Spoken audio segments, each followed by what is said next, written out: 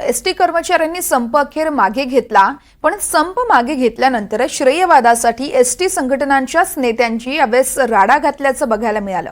पाहुयात एसटी संपाचा जल्लोषादरम्यान श्रीरंग बर्गे आणि गुणरत्न सदावर्ते यांच्यातील राड्याचा हा स्पेशल रिपोर्ट. त्याला त्याच्या घरी जाऊन तुडवेन. मी बर्गे आहे, सगळ्यांच्या दाराला तू उघडा, तू नागडा होशील, पण मी उघडा होऊन तुला मारेन. मी पैलवानाच्या जन्मभूमीतला आहे, मी कोल्हापूरचा आहे. तमाम एसटी कर्मचारी संघटनांच्या भाऊगर्दीतल्या एका संघटनेचे हे सर्वे सर्वा श्रीरंग बर्गे. म्हणून मी म्हणलं, अहो मूळ विषय सोडून कशाला बोलता. तो मला टकल्या बोलला. मी टकल्या बोलला, बोललो तो हेकणे आहेस. अरे मी त्याचा बाप आहे, मी चळवळीत आलोय. तुम्हाला सगळ्या पत्रकारांना माहिती आहे. त्याला त्याच्या घरी जाऊन. आता तुम्हाला प्रश्न पडला असेल की गुलालानं नखशिखांत माखलेले बर्गे नेमके कुणावर उखडले, तर त्याचं उत्तरही लगेच घ्या. बर्गे ज्यांच्यावर तोंडसूक घेत आहेत ते महाशय आहेत ॲडव्होकेट गुणरत्न सदावर्ते. हे प्रभू श्री रामचंद्राचं राज्य आहे. हे पंडित नथुरामजी गोडसेंना मानणारे आम्ही आहोत. छत्रपती शिवाजी महाराजांना आम्ही मानणारे आम्ही माणसं आहोत. त्याचं झालं असं की ऐन गणेशोत्सवाच्या तोंडावर पगारवाढीसह 13 मागण्यांसाठी एसटी कर्मचाऱ्यांनी राज्यव्यापी संप पुकारला.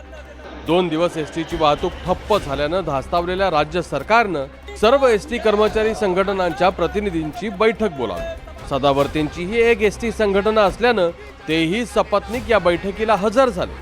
शिवाय पहिल्या खुर्चीवर जाऊन बसले. बर्गेही बैठकीत होतेच.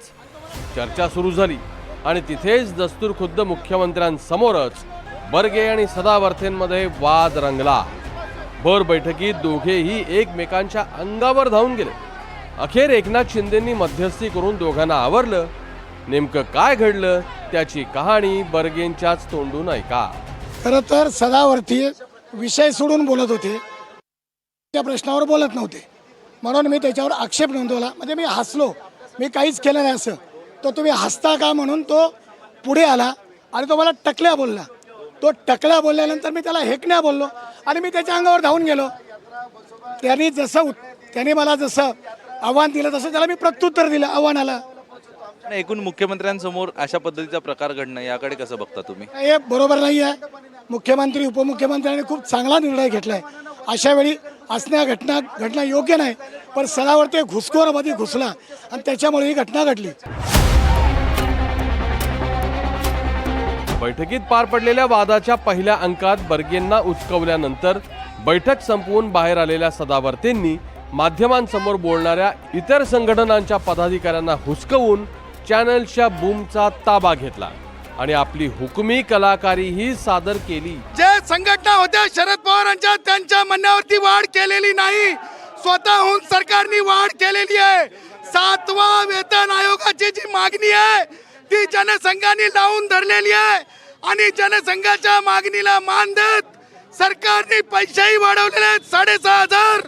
आणि त्याचबरोबर सरकारने 7वा वेतन आयोगाच्या बाबतीत जनसंघ अग्रगण्य राहू शकते असं देखील सांगितलेलं आहे. सांगायचं तात्पर्य त्या नतद्रष्टांना शेवटी माघार घ्यावी लागली. खरं तर 2 दिवसाच्या संपातून एसटी कर्मचाऱ्यांच्या हाती 6,500ची पगारवाढ पडली. त्याचा आनंद तमाम एसटी कामगारांनी राज्यभरात साजरा केला. पण त्या बिचाऱ्यांना काय ठाऊक की या पगारवाढीसाठी त्यांच्या नेत्यांना काय काय ऐकावं लागलं. Bureau report, NDTV Marathi.